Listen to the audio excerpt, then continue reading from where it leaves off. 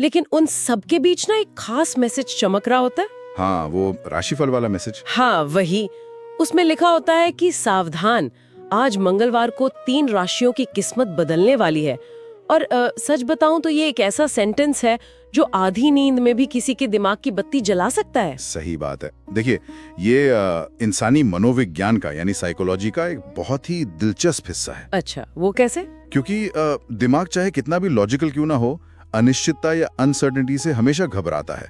एक फ्यूचर को लेकर ना इनसिक्योरिटी हम सब के अंदर बहुत गहराई में बैठी होती है। हाँ ये तो है।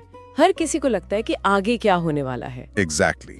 तो जब कोई सोर्स या दावा करता है कि वो आपके पूरे दिन का एक नक्शा पेश कर रहा है, तो मन उस हुक में फंसी जाता है। ये जानने की क्यूरियोसिटी कि कहीं उस किस्मत बदलने वाली लिस्ट में हमारा नाम तो नहीं है, ये बहुत ही नेचुरल रिएक्शन है। वही तो। और यही हमारी आज की इस विस्तृत चर्चा, इस डीप डाइव का मेन टॉपिक है। आज हमारे पास जो सोर्स मटेरियल है वो कोई नॉर्मल आर्टिकल नहीं है। ये 14 अप्रैल 2026 दिन मंगलवार का एक बहुत ही इंटरेस्टिंग डॉक्यूमेंट है। हाँ, मैंने देखा है इसे। भक्ति की शक्ति नाम के चैनल का डेली राशिफल और पंचांग है ये। जी बिल्कुल। और यहाँ सुनने वालों को एक बात क्लियर कर दूं कि हमारा मकसद ये प्रूफ करना या डिसप्रूव करना बिल्कुल नहीं है कि ज्योतिष काम करता है या नहीं। सही कहा, वो हमारा पॉइंट नहीं है आज। हाँ, हमारा मिशन सिर्फ ये समझना है कि जब कोई सुबह सुबह इस तरह की प्रिडिक्शंस पढ़ता है तो वो सिर्फ ग्रहों की चाल तक लिमिट नहीं रहती। वो उस इंसान के पूरे दिन को, उसकी सोच को और उसके बिहेवियर को सबकॉन्शियसली कैसे एक डायरेक्शन देती है। और इस नजरिए से इसको देखना वाकई जरूरी भी है, क्योंकि इस तरह के कंटेंट को लोग अक्सर 2 एक्सट्रीम एंड्स पर देखते हैं। मतलब या तो पूरा अंधविश्वास या पूरा सच। बिल्कुल, या तो पूरी तरह रिजेक्ट कर देंगे या फिर आंख मूंद कर ब्लाइंड फेथ करेंगे। लेकिन अगर हम इन दोनों के बीच खड़े होकर इसे देखें एक साइकोलॉजिकल और कल्चरल टूल किट की तरह, तो तस्वीर बिल्कुल अलग दिखती है। एक टूल किट की तरह। हाँ, ये डेली लाइफ की स्ट्रेस को और जो डिसीजन लेने की जद्दोजहद होती है उसको मैनेज करने का एक एंशिएंट फ्रेमवर्क है, जिसने अब डिजिटल एज में ना एक नया रूप ले लिया है। तो चलिए इस फ्रेमवर्क के पहले हिस्से को डिकोड करते हैं।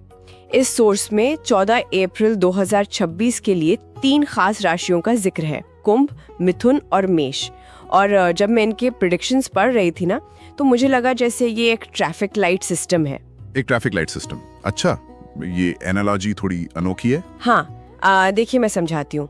सबसे पहले मिथुन राशि की बात करते हैं, जो इस ट्रैफिक सिग्नल की ग्रीन लाइट है। ओके, ग्रीन लाइट मतलब सब क्लियर? हाँ, एकदम क्लियर। सोर्स कहता है कि मिथुन राशि वालों के लिए दिन बहुत शुभ और प्रोग्रेसिव रहेगा। रुका हुआ पैसा वापस मिल सकता है, जॉब या बिजनेस में सक्सेस मिलेगी, दोस्तों का सपोर्ट रहेगा और पार्टनर के साथ भी अच्छा टाइम बीतेगा।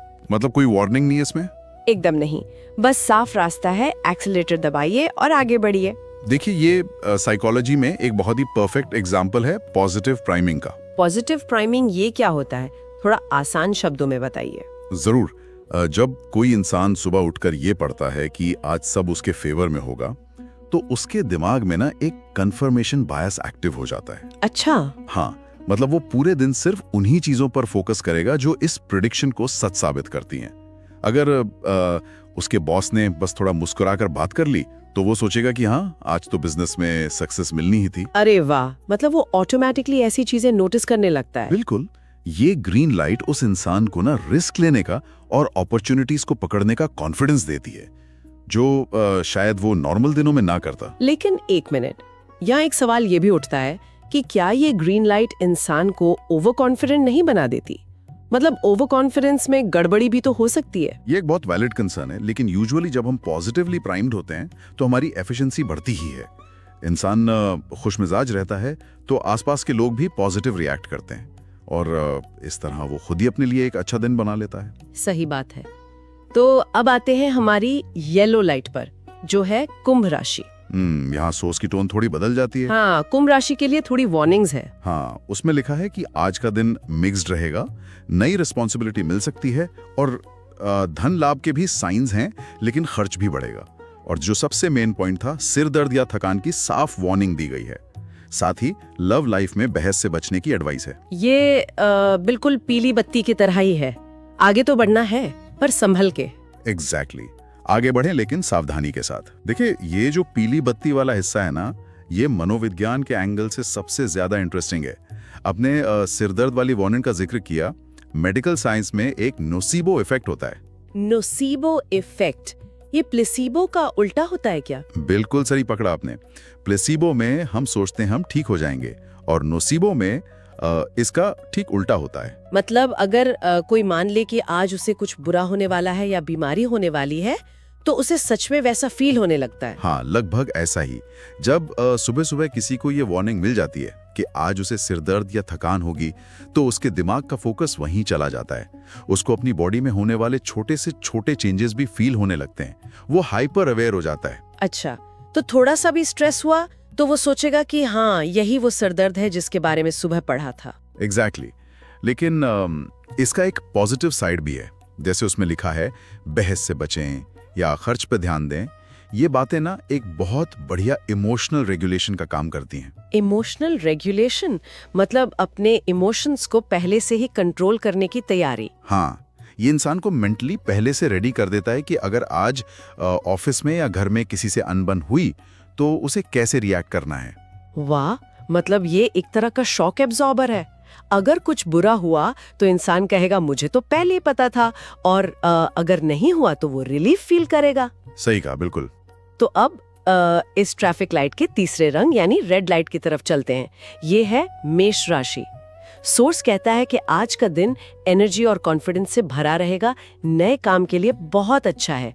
लेकिन यहाँ एक बहुत बड़ी कंडीशन है कि गुस्से पर कंट्रोल रखें। हाँ, गुस्से पर कंट्रोल बहुत जरूरी बताया गया है। ये मुझे ना एक ऐसी तेज रफ्तार स्पोर्ट्स कार की तरह लगा जिसका इंजन पूरी पावर से दौड़ रहा है, लेकिन अगर सही टाइम पर ब्रेक नहीं लगाया तो बहुत भयानक एक्सीडेंट हो सकता है। ये स्पोर्ट्स कार वाली एनालॉजी इस प्रिडिक्शन के पीछे के मकसद को बहुत अच्छे से समझाती है।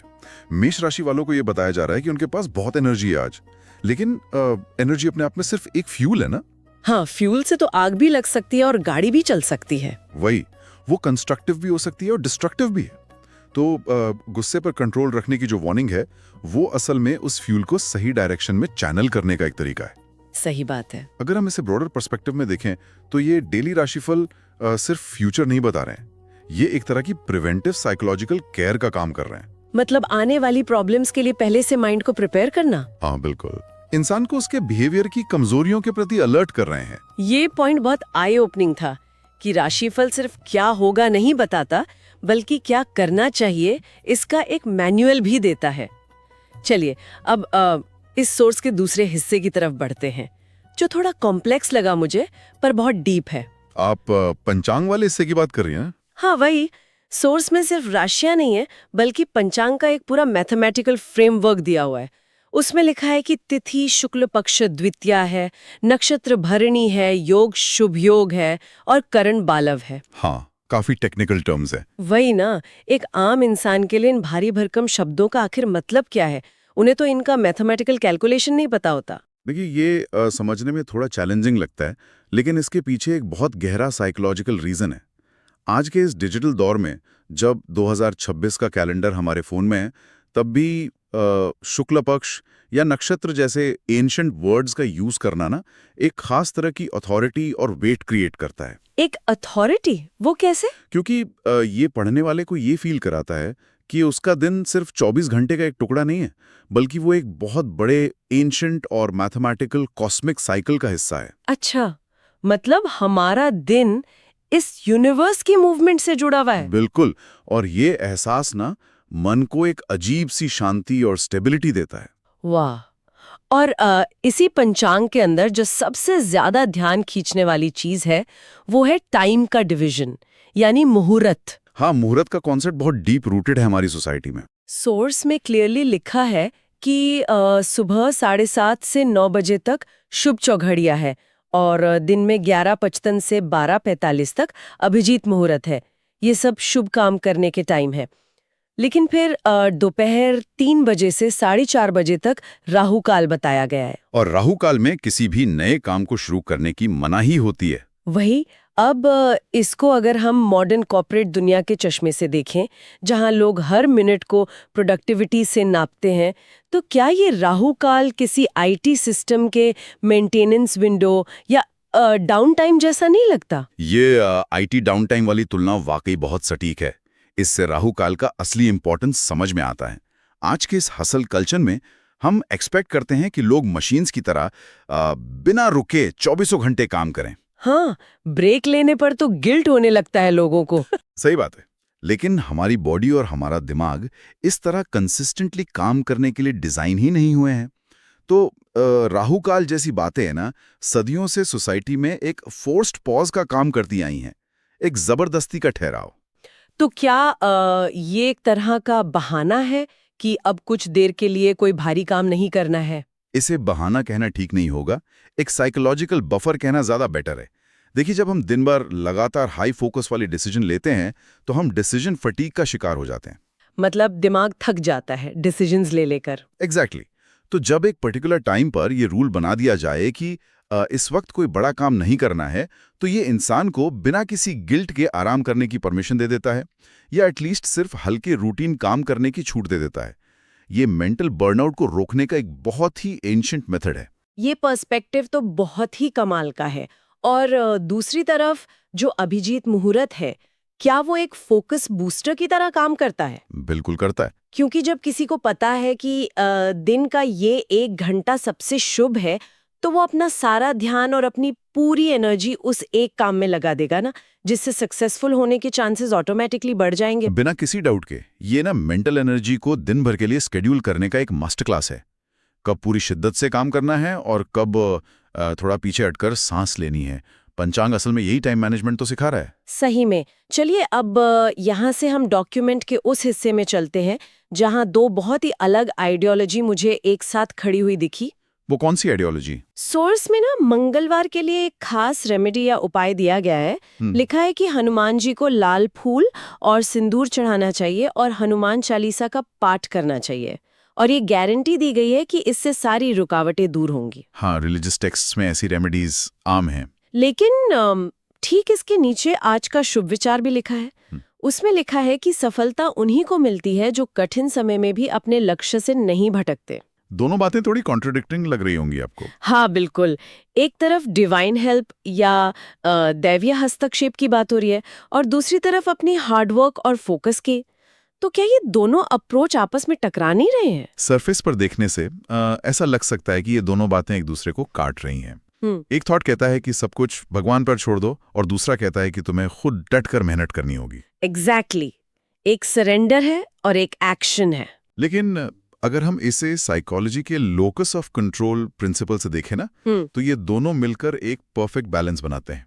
लोकस ऑफ कंट्रोल, हाँ। ये कॉन्सेप्ट कैसे काम करता है यहाँ? देखिए, जब भी कोई इंसान किसी भारी संकट में होता है या बहुत अनसर्टन सिचुएशन फेस कर रहा होता है, तो उसका एंग्जाइटी लेवल नेचुरली बहुत हाई होता है। ऐसे पैनिकी स्टेट में अगर आप उसे बोलेंगे कि मेहनत करो और फोकस करो, तो वो काम नहीं आएगा। हाँ, उस वक्त तो इंसान पैनिक में होता है, दिमाग वैसे ही काम नहीं करता। सही। उस वक्त उसे एक एक्सटर्नल सहारे की जरूरत होती है। ये जो उपाय है ना, जैसे सिंदूर चढ़ाना, ये इंसान को फील कराते हैं कि अब सिचुएशन का कंट्रोल एक हायर पावर के पास है। इसे हम एक्सटर्नल लोकस ऑफ कंट्रोल कहते हैं। अच्छा, मतलब उसने रेमेडी कर ली और उसको शांति मिल गई कि अब सब ठीक हो जाएगा। बिल्कुल। ये विश्वास कि ये मैंने उपाय कर लिया है, इंसान का स्ट्रेस और कॉर्टिसोल लेवल्स तुरंत कम कर देता है। वो शांत हो जाता है। और जब वो शांत हो जाता है, तब वो शुभ विचार अपना काम शुरू करता है। आपने बिल्कुल प्रोसेस पकड़ ली। एक बार माइंड काम हो गया, तो वो कोट उसे याद दिलाता है कि अब तुम्हें अपने लक्ष्य से भटकना नहीं है। ये इंटरनल लोकस ऑफ कंट्रोल को ट्रिगर करता है। वाह। जो उसको एक रिस्पॉन्सिबिलिटी का एहसास दिलाता है कि अब कर्म करने का टाइम है। तो इन शॉर्ट, उपाय मन को शांत करते हैं और शुभ विचार उसको वापस ट्रैक पर लाकर काम पे लगाता है।